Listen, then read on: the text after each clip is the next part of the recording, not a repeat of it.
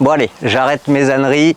Comme vous l'aurez constaté, je ne suis naturellement pas très souple et c'était un petit peu ma manière d'introduire cette notion-là qui est essentielle et de vous expliquer ma vision sur cette notion qui est souvent confondue avec la décontraction.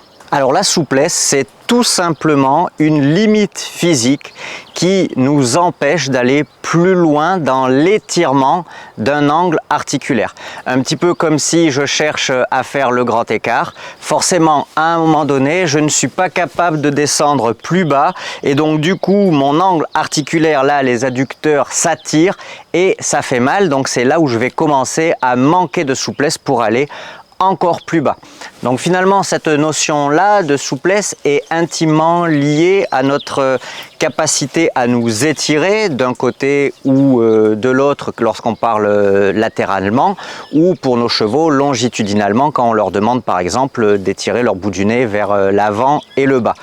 C'est une notion qui vient très rapidement jouer dans quasiment toutes les autres puisque sans souplesse le cheval n'est pas capable de gagner en équilibre puisqu'il n'est pas capable de venir se rassembler, il n'est pas capable d'allonger puisqu'il n'est pas capable de s'étirer, il n'est pas capable de s'incurver latéralement s'il est plus rigide d'un côté que de l'autre. À un moment donné, il y a une limite qui l'empêche d'aller un petit peu plus loin. Et en réalité, on pourrait se dire, qu'est-ce qui fait qu'on manque de souplesse? Eh bien, c'est tout simplement notre capacité à être capable d'étirer sans douleur, sans difficulté, sans gêne physique, les adducteurs comme quand je vous montrais moi pour le grand écart.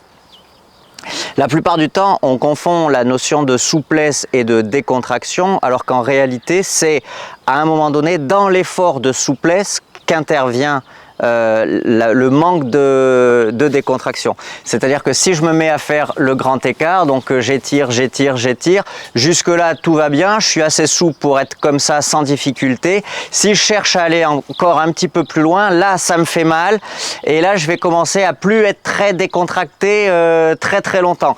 Donc du coup, hop, voilà, faut que j'arrête mes bêtises parce que sinon je vais vraiment me faire mal, je vais vraiment casser et c'est exactement ce qui se passe avec un cheval qu'on cherche à forcer dans sa rigidité par son manque de souplesse. En réalité, la souplesse permet l'écartement, l'étirement de l'angle articulaire jusqu'à un certain seuil et ce seuil-là va être à un moment donné va basculer donc de la décontraction, de la facilité à se ployer à la crispation, à la dureté et c'est bien pourquoi moi je suis convaincu que sans décontraction on ne peut pas progresser en souplesse parce que à un moment donné on a peur de se faire mal, on a peur de casser donc on va venir se blinder pour pas aller encore plus bas, pour pas solliciter notre corps au-delà de ce qu'il est capable en termes de souplesse et donc de ce fait on a deux cas de figure pour le jour d'après, soit on n'a plus du tout envie d'y aller, soit on y va vraiment mais on casse. La souplesse c'est vraiment à mon sens interconnecté à la décontraction et c'est plus par de tout petits ateliers, par de toutes petites touches où on essaie d'aller délicatement un tout petit peu plus mais surtout revenir rapidement à de la décontraction, à un mouvement plus facile qu'on peut améliorer cette notion de souplesse. C'est à mon sens absolument pas en forçant un cheval qu'on va réussir. Voilà, le cheval il a du mal à se ployer de ce côté-là, donc on lui prend le bout du nez puis on lui tire. Non, en fait c'est que son côté opposé a du mal à s'étirer, comme moi à faire le grand écart. Donc le cheval il se blinde comme ça parce qu'il veut pas s'étirer de peur d'avoir mal ou de casser physiquement. Si nous on tire, non seulement on lui demande un effort qu'il n'est pas capable de faire physiquement, mais en plus de ça on se déconnecte mentalement complètement de notre cheval puisqu'on lui demande de faire un mouvement qui lui fait mal. Derrière, pour quelle raison est-ce qu'il continuerait à faire autre chose même si ce autre chose ne lui ferait pas mal. Donc dès lors que vous avez des soucis de souplesse, prenez vraiment votre temps avec vos chevaux, prenez vraiment le temps d'analyser, de ne pas avoir en tête qu'ils font ça pour vous embêter, c'est pas vrai, un cheval il met pas, il ne cherche pas à ne pas mettre son bout du nez sur le côté parce que vous lui demandez juste pour vous embêter.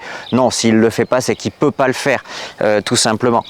Et prenez en compte aussi une autre grande idée qui va à l'encontre de quelque chose que vous avez déjà peut-être 1000 fois entendu. Si votre cheval a des soucis de souplesse latérale, comme tous les chevaux du fait de son inflexion naturelle, ne cherchez absolument pas à travailler son côté rigide plus longtemps ou plus fort, ou plus en force évidemment, que l'autre. Mais bien au contraire, variez très souvent pour revenir chercher la décontraction avant de la ramener ou de tenter de la ramener le plus possible, mais le plus souvent possible et pas le plus longtemps possible dans le côté difficile. Référez-vous à toutes les vidéos sur les exercices d'incurvation qui vont vous permettre de réduire l'asymétrie naturelle, l'inflexion naturelle, pour déjà dans un premier temps essayer d'avoir un cheval le plus symétrique possible et ensuite essayer d'améliorer encore plus sa souplesse. Mais encore une fois, la souplesse est interconnectée à la décontraction. À partir du moment où vous n'avez plus de décontraction, ce n'est pas la peine de continuer dans l'espoir d'améliorer la souplesse, ça ne marchera jamais.